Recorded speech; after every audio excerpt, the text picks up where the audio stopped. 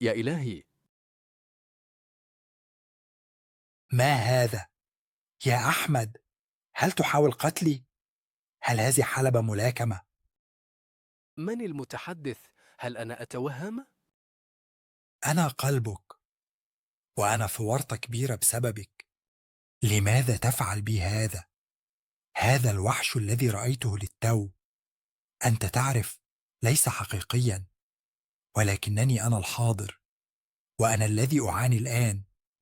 لكن الفيلم مشوق، لم أستطع مقاومة مشاهدته. اسمح لي أن أوضح. عندما تشاهد شيئا يخيفك، يبدأ جسمك في إفراز مادة تسمى الأدرينالين، وهذا يجعلني أعمل كآلة سباق، أضخ الدم بسرعة فائقة حتى تتأهب للقتال أو الهروب حسبما يقرر الدماغ. تعرف هذا النظام كاستجابة الكر أو الفر، ولكن بالنسبة لي أشعر وكأنك وضعتني في مشهد أكشن. مرحبا، أنا المسؤول هنا.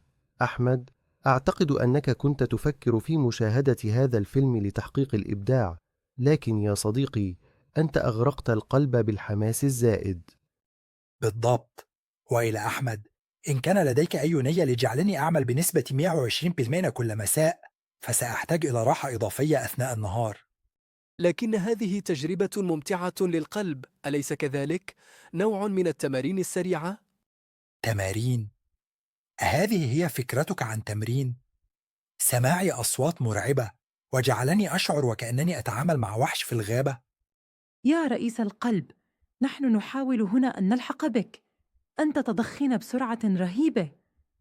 هل من طريقة لتهدئتنا؟